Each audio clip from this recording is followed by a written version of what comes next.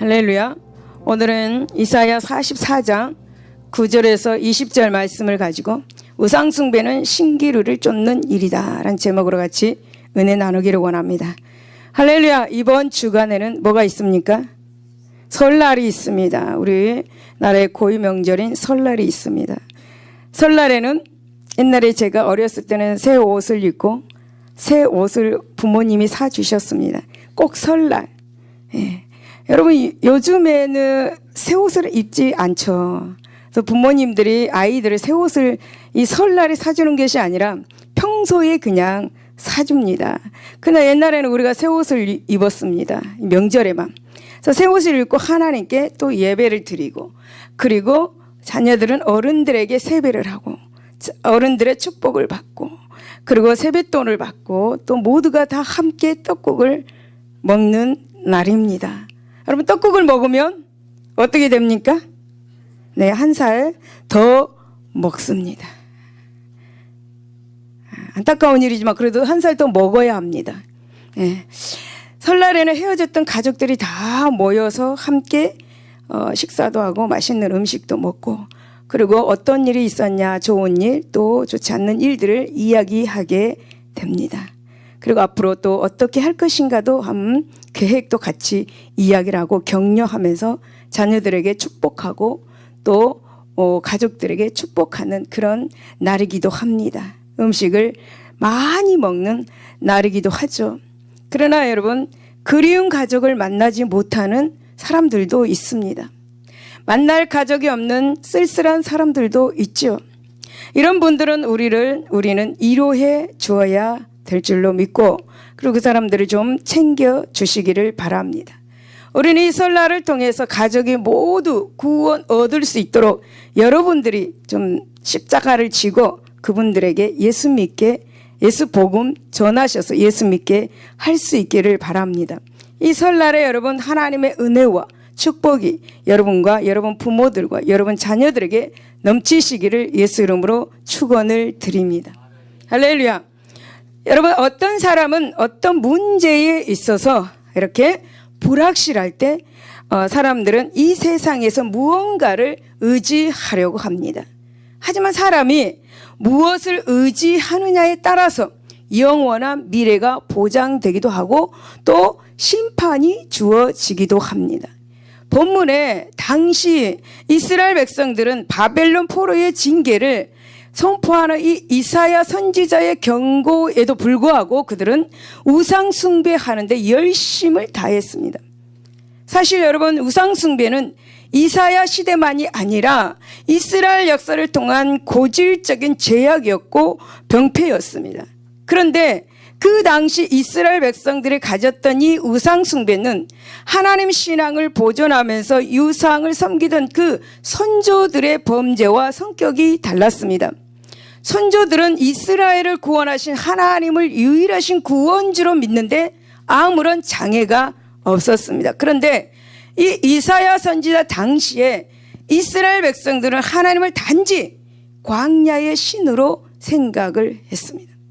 때문에 가나안에 정착한 이스라엘 백성들은 주로 농경 생활을 주관한다고 믿는 그 우상, 바로 농경의 신을 필요로 하였습니다. 뿐만이 아닙니다. 하나님은 전쟁을 할 때에 전쟁의 신으로 또 필요로 했습니다. 이런 식으로 여러분, 이런 식으로 빠져든 이스라엘 백성들의 그 우상 숭배는 그 종류만으로 해도 우리가 셀 수가 없고 엄청나게 많이 있습니다. 그러나 여러분, 이스라엘 백성들의 생활은 결코 나아지지 않았습니다. 오히려 물질적으로나 정신적으로 이스라엘 백성들은 피폐해져가만 했습니다. 이러할 때 이사야 선지자는 도저히 참을 길이 없어서 절망에 놓여 있는 이스라엘 백성들에게 우상을 버려라, 그리고 하나님께로 돌아오라 라고 그렇게 외쳤습니다. 여러분, 어떤 사람들은 우상으로 숭배하기도 하고 여러분, 운 그러면 아시죠? 운이나 외모 등도 우상으로 섬기는 사람들도 있습니다. 그래서 이렇게 운이 좋아서, 또 운이 좋아서 이런 말을 하잖아요. 그 운이 좋아서 이런 말을 한 사람들은 그게 운을 우상으로 여기는 것입니다. 그러나 여러분, 이 모든 것은 우리 인생의 위기의 순간이 결코 육의 신간에 결코 그런 것들이 우리를 도와주지는 못합니다. 그 우상들은 우리와 작은 협상을 맺고 그다음에 여러 가지 사소한 문제들을 여러분 해결해 주고 장애를 넘을 수 있도록 도와주는 것처럼 우리들이 느낍니다. 여러분, 그러나 우리가 고난에 빠져 있을 때, 우리가 어떤 문제에 있을 때, 우리의 생명 쓰러져 갈 때 그 순간 그 우상들은 벙어리가 되고 마는 것입니다. 여러분, 운을 신으로 섬기는 사람들은 이렇게 말하죠. 야, 결국에는 모든 일들이 나쁘지 않을 거야. 나는 옛날처럼 운이 좋을 거야. 그 운이 좋으니까 이번에도 역시 잘 될 거야. 운을 말합니다. 운. 그렇게 말합니다. 그러나 여러분, 운이라는 신만큼 인간을 조롱하는 것이 없습니다. 결국 여러분, 실패와 죽음이라는 결과를 운을 섬긴 사람들에게 주어지기 때문입니다. 또 어떤 사람은 여러분, 자신을 잘생긴 이 외모를 가지고 우상을 삼습니다. 그래서 그들은 자신의 체격, 이목구비, 표정 화려한 얼굴들을 믿죠. 그래서 그들은 이렇게 말합니다. 내 얼굴이 면허증이야. 내 얼굴은 수표야. 그리고 내 얼굴이 추천서야. 이렇게 말하면서 내가 어느 곳에 가든지 나는 특별한 대우를 받아 라고 그렇게 말을 합니다. 여러분, 얼마나 피상적이고 유치적인 이야기입니까? 얼마나 피상적이고 유치한 신입니까? 여러분, 이런 사람들은 언젠가 자신의 신을 혹독히 시험하는 경우에 부딪히게 될 것입니다. 여러분, 체격이 당당하고 태도가 고상하고 그다음에 여러분 기품 있고 잘생긴 청년이 있다고 한번 가정해 봅시다. 물론 그 청년도 자신의 외모를 자랑하면서 지키면서 숭배하는 사람입니다. 그러던 어느 날에 그는 심한 아픔으로 병에 눕게 되었습니다. 진찰한 결과 뭐였냐? 마마였습니다. 마마로 판명되었습니다. 이때 그의 신은 수많은 구멍들을 만들어가지고 그를 무척 좋아했던 모든 사람에게 여러분 그를 외톨이로 만들어 버릴 것입니다. 이럴 때 그 청년에게 누가 이렇게 묻습니다. 너의 신은 어디 있느냐? 그렇게 묻습니다. 과연 그 청년은 뭐라고 여러분 대답할까요? 외모를 신을 가지고 외모를 여러분 섬기고 있는데 외모를 자랑하고 있는데 그는 뭐라고 말할까요? 얼굴에 마마 푹푹 들어가는 그런 자국들이 있는데 여러분 과연 우리는 참신이 아닌 우상을 섬기고 있는지는 있지 않은지는 한번 우리 자신을 돌아보아야 될 줄로 믿습니다. 아울러 여러분 유일하시고 참신이 하나님 한 분뿐인만을 여러분 잊지 말아야 될 줄로 믿습니다. 여러분 본문을 통해서 하나님의 은혜를 받으시고 우상을 철저하게 버리고 하나님을 섬기는 우리 모두가 되어야 될 줄로 믿습니다. 첫 번째 성도는 살아계신 하나님을 마음과 성품과 힘을 다해서 섬겨야 합니다. 여러분 12절에 보면 철공은 철로 연장을 만들고 숯불로 일하며 망치를 가지고 그것을 만들며 그의 힘센 발로 그 일을 하나 배가 고프면 기운이 없고 물을 마시지 아니하면 피로하니라 라고 그렇게 말씀합니다. 여러분 이 말씀은 철공이 금속으로 우상을 만드는 과정을 설명하고 있죠. 즉 철공은 철로 연장을 만들고 그 다음에 숯불에 금속을 달군 다음에 망치를 가지고 힘있게 금속을 두들겨서 원하는 모양의 우상을 만들어냅니다. 그런데 여러분 본절 후반절에 보면은 그 일을 하나 배가 고프면 기운이 없고 물을 마시지 않으면 피로하니라 라고 그렇게 또 말씀하고 있죠. 이것은 여러분 우상을 만드는 자도 음식을 먹지 아니하고 물을 마시지 아니하면 기운이 쇠하고 피곤하여져서 기진하게 된다라는 것입니다. 여러분 이렇게 볼 때 본절 후반절은 우상을 만드는 자의 무익한 그런 무기력한 한계를 우리에게 말해주고 있고 그리고 그들이 결국 만든 우상이 얼마나 허망한 것인가를 우리에게 드러내고 있는 것입니다. 또 여러분 본절에서 우상을 만드는 자들이 줄여서 기력이 지나고 물을 마시지 않냐면 피곤하게 되는 것도 우리가 볼 수 있고 또 사람들이 우상을 만들기 위해서 먹는 것과 마시는 것까지도 제대로 먹지 못할 정도로 열성을 다하는 그런 그들의 지나친 노력을 이렇게 지적하는 것도 볼 수가 있습니다. 참으로 여러분 그들은 먹지도 마시지도 않고 우상 만들기에 몰두할 정도로 우상에 대한 열심을 다 하는 것을 성경을 통해서 우리가 보고 그들의 열심의 대단함을 느끼게 됩니다. 오늘날에도 우상을 만드는 자들 중에는 우상을 만들기에 앞서서 어떻게 몸을 깨끗하게 한다. 즉 목욕 재개를 한다 그렇잖아요. 목욕 재개를 하고 마음을 가다듬고 며칠씩 금식하고 준비하는가 하면 우상을 마치기까지는 모든 세속적인 것들과 단절을 하고 오직 우상 제작에만 몰두하는 사람들이 있습니다. 여러분 우상이 무엇입니까?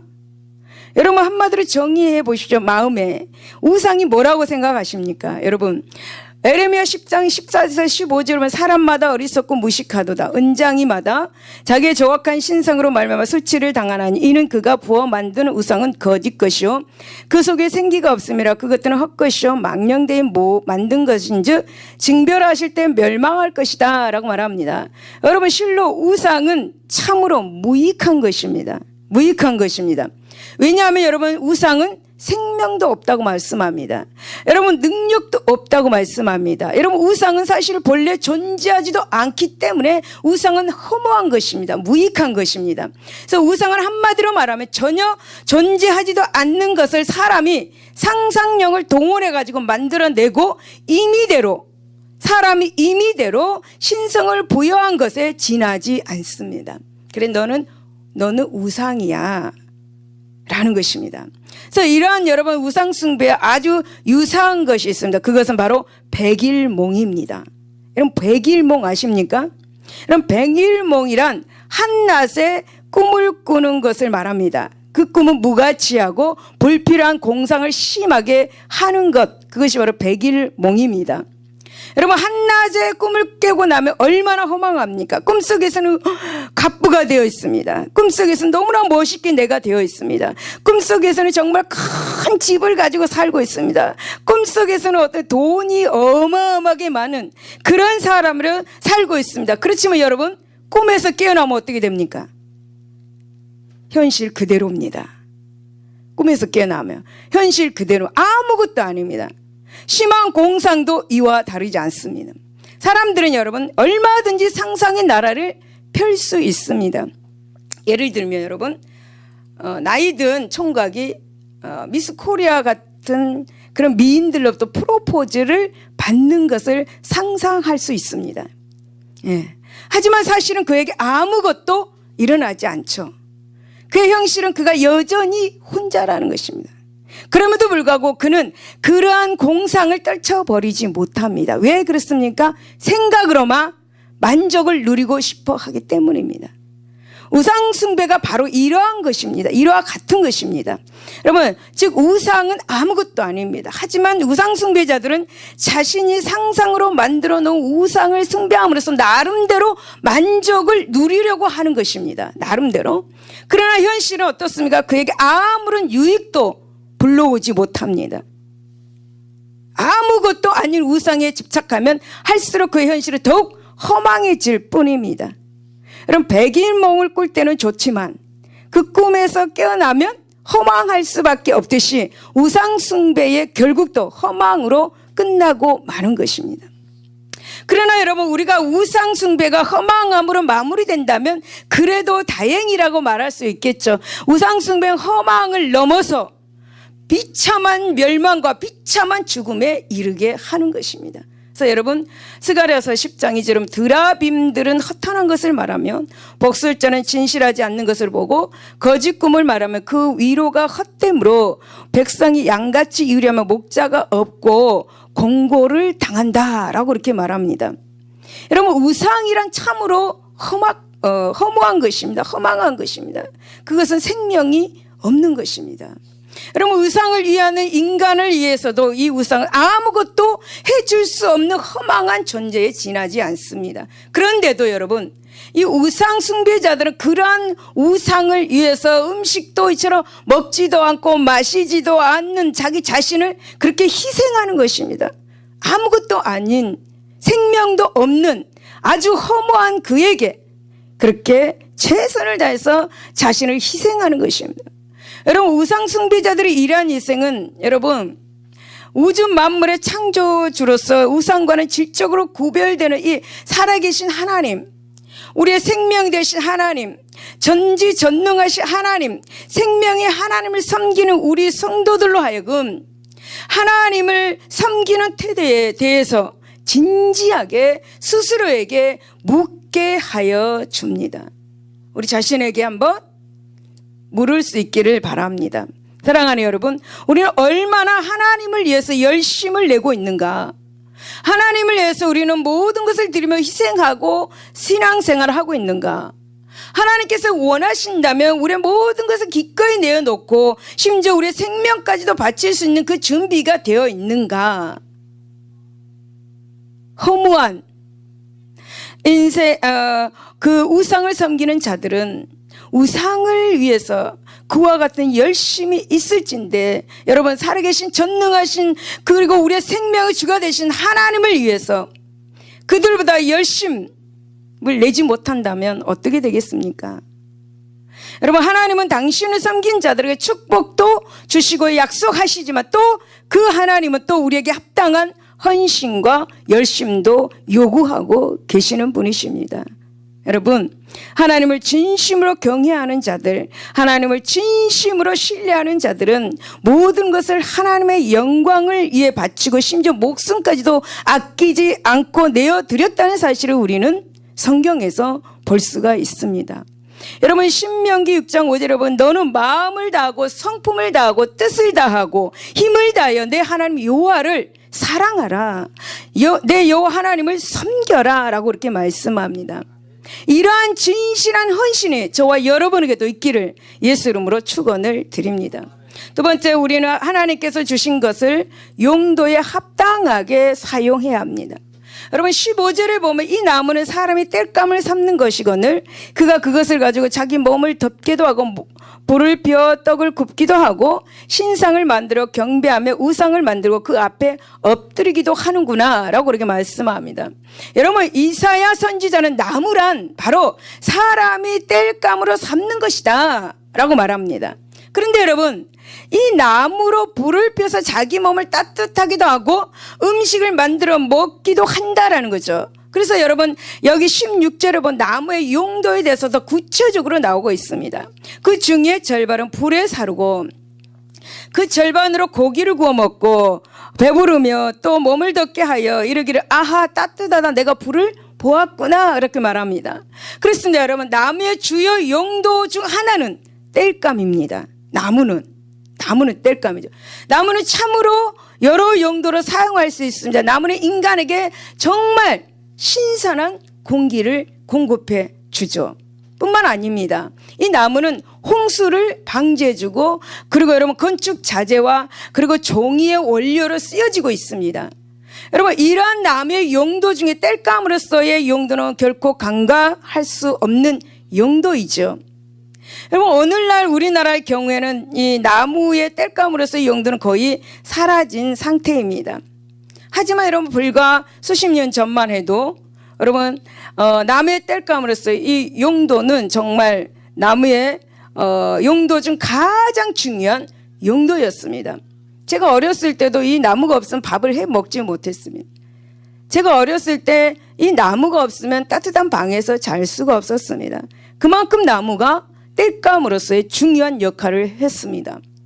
여러분, 실로 하나님의 나무를 이 땅에 지으실 때 이렇게 다양한 용도를 염두에 두고 지으셨습니다. 그래서 사람들은 여러분 이러한 나무로 인해서 많은 유익을 누리고 살았습니다. 사람들이 나무를 그 본래 주어진 용도에 합당하게만 사용한다면 나무는 끊임없이 우리에게 유익을 가져다 줄 것입니다. 그런데 여러분, 타락한 인간들은 이 나무를 하나님께서 주실 때에 목적한 그 용도와 다른 용도로 사용하기 시작합니다. 바로 우상을 만드는 용도로 사용하기 시작합니다. 그래서 우상의 제작은 본래 하나님께서 나무를 지으실 때의 목적이 아니었습니다. 그런데 인간이 타락하다 보니까 이 인간이 타락하여서 하나님의 뜻에 무지하게 되었습니다. 뿐만 아니라 탐욕의 지배를 받게 된 인간들이 자신들의 이익을 위해서 자기 이기적인 탐욕에 의해서 우상을 만들게 되었습니다. 그러면 이처럼 사람들이 나무를 하나님께서 지으신 본래의 목적과 다르게 사용했을 경우 어떻게 되겠습니까? 어떤 일들이 발생하겠습니까? 그것은 여러분 인간에게 유익을 주는 것이 아니라 무익한 것이 되고 말 것입니다. 또한 물론 그 나무는 인간을 속박하고 미혹하여 가지고 여러분 멸망으로 이끄는 것이 되고 말 것입니다. 그러면 여러분 도대체 이 우상이 무엇이길래 사람들은 이렇게 허무한 것에 절을 하고 그를 섬기는 것일까? 여러분 우상은 나무로 만들어진 것입니다. 나무로. 그런데도 사람들은 나무로 만든 이 나무 우상한테 뭔 소원을 빈다고 비르고 있습니다. 여러분 바보 짓을 하고 있지 않습니까? 우상한테 우상한테 소원을 빌어요. 이런 소원이 있으니까 좀 소원 들어달라고 빌어요. 바보 같은 행동을 하고 있죠. 여러분 우상을 섬기는 것은 신기루를 쫓는 것과 같습니다. 여러분 신기루가 무엇입니까? 여러분 신기루 다 아시죠? 신기루는 존재하지도 않는 것이 마치 존재하는 것인 양 여러분 현상을 말합니다. 그래서 우상을 섬기는 인간을 속이고 결국은 인간의 생활도 피폐하게 됩니다. 그래서 우상 숭배는 마치 사막 한가운데서 물이 없어가지고 갈급해서 죽어가는 사람의 실제 존재하지 않는 오아시스를 발견한 것과 같습니다. 오아시스가 있습니까? 그러나 이러한 신기루는 아무리 쫓아도 얻는 것이 없죠. 여러분 신기루를 계속 쫓는 사람들은 결국 사막 한가운데서 더 신속하게 더 비참한 죽음에 이를 수밖에 없는 것입니다. 여러분 우상을 숭배하는 행위 그 행위도 없는 것을 마치 있는 것처럼 쫓는 것입니다. 여러분 사막에 신기루를 쫓는 자의 최후는 어떻게 됩니까? 멸망하고 죽습니다. 여러분 우상을 섬기는 것도 신기루처럼 최후에 멸망하고 죽는 것입니다. 실로 정말 허망한 것을 쫓는 자의 최후는 허망하게 망하는 것이죠. 여러분 우상은 인생에서 평안과 생명을 주는 오아시스처럼 보이는 것입니다. 하지만 그것은 인생을 멸망으로 인도하는 환영에 지나지 않는 것입니다.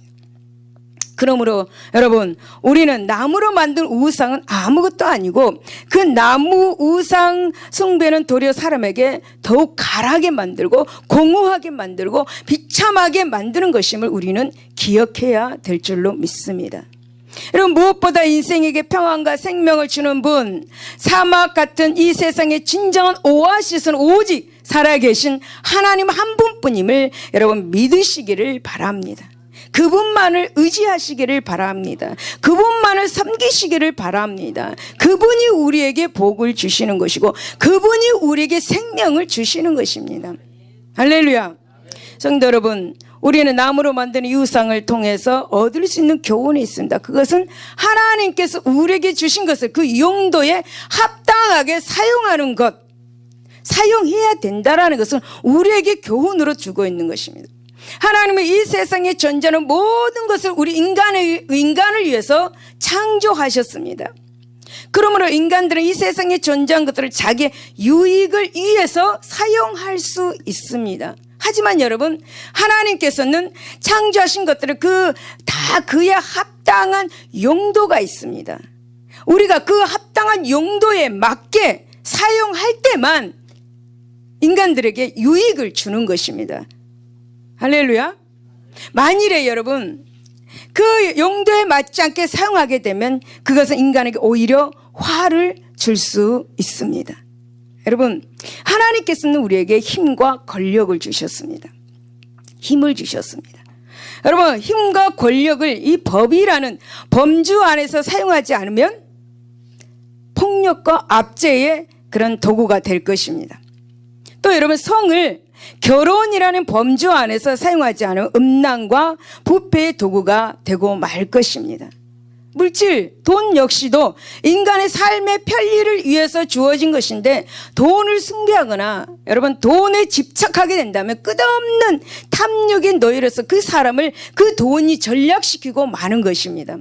그런즉 여러분, 우리는 하나님께서 주신 것이 그것이 무엇이든지 그 용도에 합당하게 사용해야 합니다.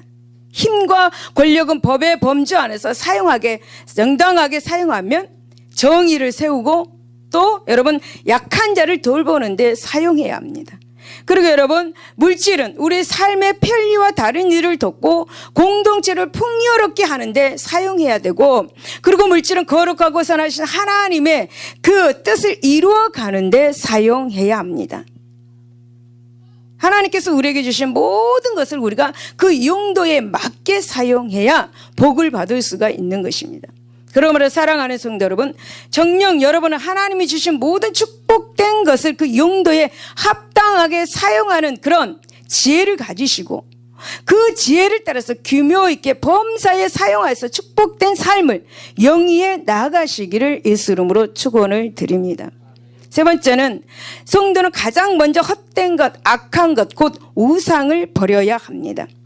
여러분 19절을 보면은 마음의 생각도 없고 지식도 없고 총명도 없으므로 내가 그것의 절반을 불사르고 또한 그 숯불에서 떡도 굽고 고기도 구워 먹었거늘 내가 어찌 그 나머지로 가증한 물건을 만들겠으면 내가 어찌 그 나무 토막에 굴복하려 말하지 아니하니라고 그렇게 말씀합니다.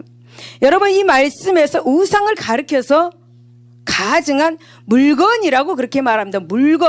물건이라고 말합니다. 여러분 이것은 하나님의 관점에서 본 우상의 실체입니다. 그런데 여러분 이 우상을 숭배하는 자들은 가증하다고 말하지 않고 그것이 기껏 나무 토막에 불과한데도 불구하고 그것을 섬깁니다. 너무 바보짓을 하고 있는 거죠. 여러분 이에 관련해 가지고 20절에 그는 죄를 먹고 허탄한 마음에 미혹되어 자기의 영혼을 구원하지 못하며 나의 오른손에 거짓 것이 있지 아니하냐 하지도 못하느니라 라고 말씀합니다. 여러분 우상을 숭배하는 일을 허탄한 마음에 미혹된 것으로 말하고 우상을 섬기는 자들의 영혼을 구원하지 못한다라는 사실을 이 말씀에서 우리에게 말씀해 줍니다. 여러분 본문에서 말하고 싶은 것은 바로 우상은 가증한 것이라고 말해야 한다라고 말씀해 주는 것이에요. 우상은 가증한 것이다. 가증한 물건이고요. 가증한 물건. 여러분 여기에서 가증한 물건에 해당하는 원문 표현을 보니까 구역질 나는 것, 혐오스러운 것을 말합니다. 여러분 다시 말씀을 드리면 사람이 먹고 토한 것, 쓰레기, 배설물 등 무가치하고 철저히 불결한 것, 더러운 것, 바퀴벌레와 같은 해롭고 혐오스러운 것, 불결한 곤충, 그걸 말합니다. 사랑하는 여러분, 평안한 삶을 살기를 바라는 사람은 아무도 누구도 이러한 것들이 자신의 삶의 주변에 방치되어 있는 것을 원치 않을 것입니다. 그렇죠? 그러한 것들이 여러분 그 삶의 자리에 들어오거나 놓여 있다면 서둘러서 바삐 제거할 것입니다. 왜냐하면 그런 것들을 제거할 때 아름다운 삶을 살 수 있기 때문이겠죠. 마찬가지로 여러분 하나님과 화목한 관계를 지키면서 형통한 삶, 구원의 삶을 사는 것 역시 마찬가지입니다.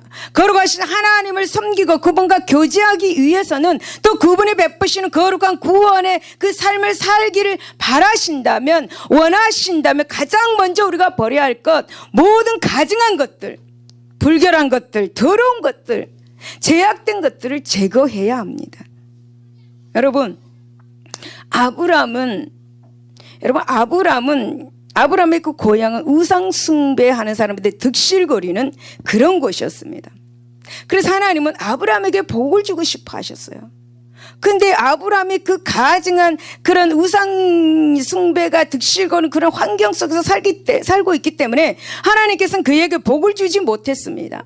그래서 하나님께서는 그에게 복을 주기 위해서 창세기 12장 1절 2절을 보니까 여호와께서 아브람에게 이르시되 너는 너의 고향과 친척과 아비의 집을 떠나 내가 내게 보여줄 땅으로 가라 라고 명령하십니다.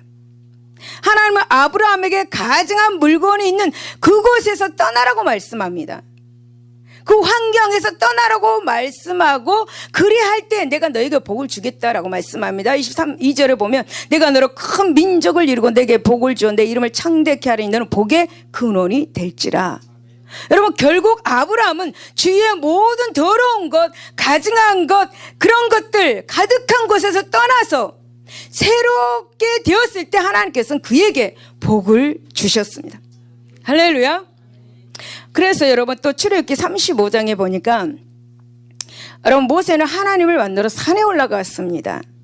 그런데 산 밑에 있는 백성들은 모세를 기다려도 내려오지 않습니다. 그렇게 되자 이제 아론에게 이스라엘 백성들이 우리를 위하여서 우리를 인도할 신을 만들자라고 아론에게 제기합니다.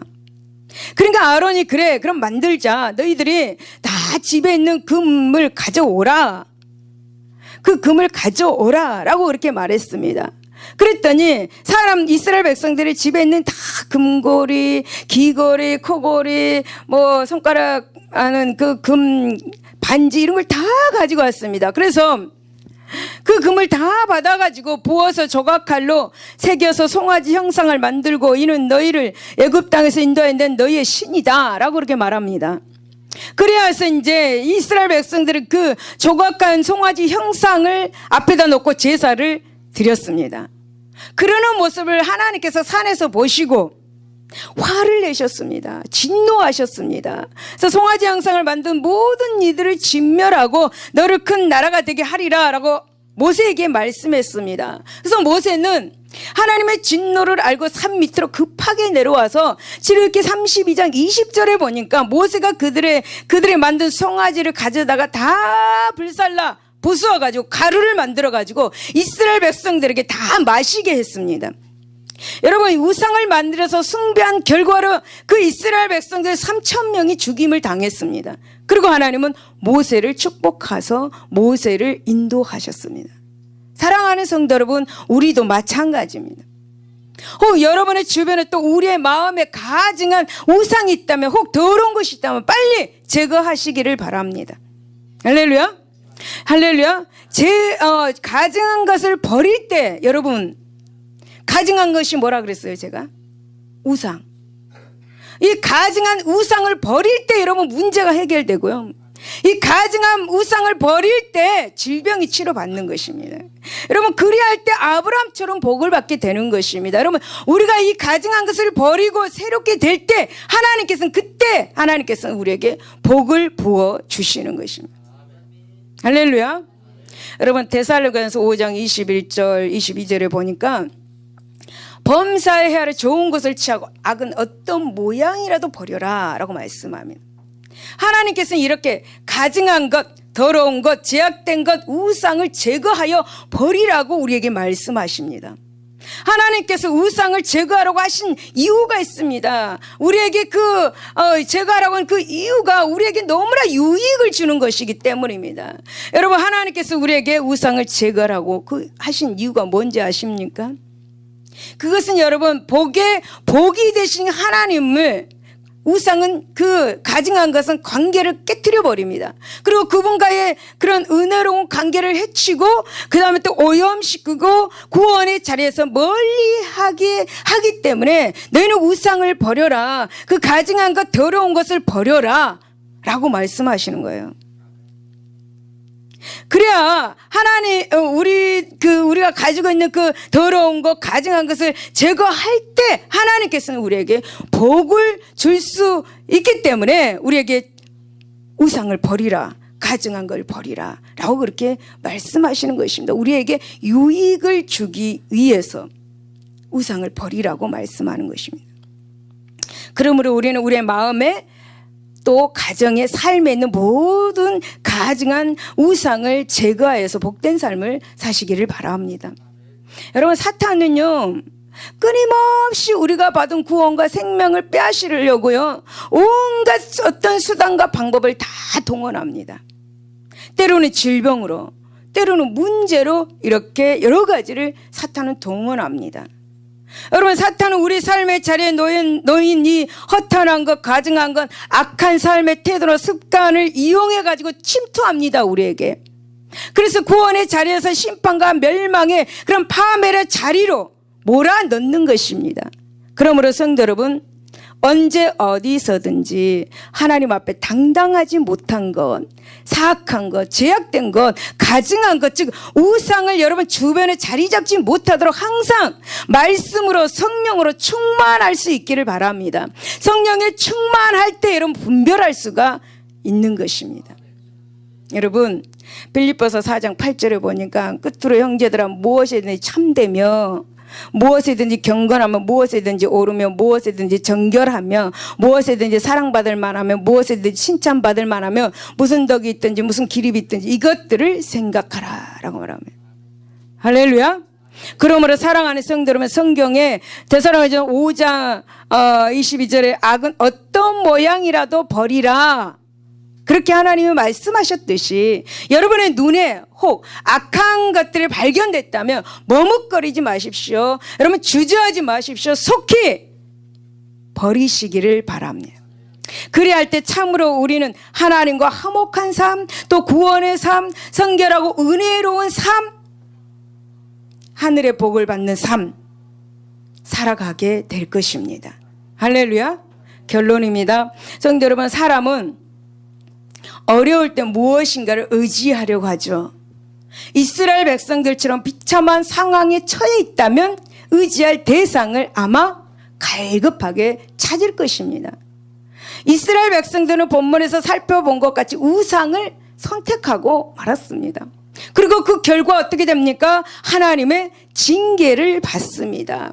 여러분, 우리는 본문을 통해서 중요한 교훈을 얻을 수가 있죠. 우리는 아무리 어려운 상황에 처한다 할지라도 우리가 의지해야 할 대상은 우상이 아니라 유일하시고 여러분 위대하신 여호와 하나님 한 분뿐이라는 사실입니다.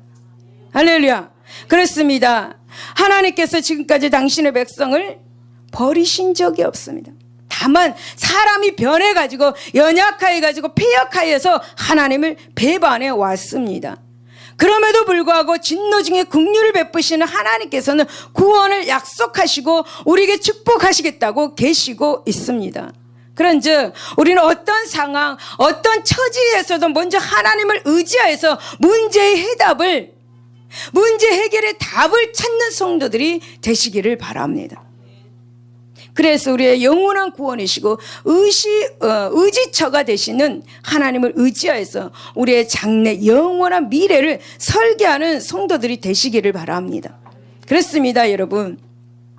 우리가 소망하는 형통한 구원의 삶을 살고자 한다면 하나님이 아닌 허탄한 것, 하나님 보시기에 악한 것, 가증한 것들을 정확하게 분별해서 이를 단호하게 근절하시기를 바랍니다. 단호하게 제거하시기를 바랍니다. 그러므로 여러분, 이제 여러분의 삶을 한번 돌아보시기를 바랍니다. 여러분의 삶을 한번 돌아보시기를 바랍니다. 하나님께서 깨닫게 하실 줄로 믿습니다. 여러분, 하나님 앞에 가증한 거, 악한 거, 버려야 할 우상이 있지는 않는지 한번 생각해 보시기를 바랍니다. 여러분, 만약에 만일 있다면 이것을 제거하고 멀리 태평양 바다로 던져버리시기를 바랍니다. 그리할 때 여러분, 참되신 하나님, 유일하신 하나님께서 복을 받게 하시고 풍성하고 하늘의 신령한 복과 땅의 기름진 복을 계속 하나님께서 주시고 계속해서 영위할 수 있도록 하나님께서 도와주실 것입니다. 할렐루야. 기도하겠습니다.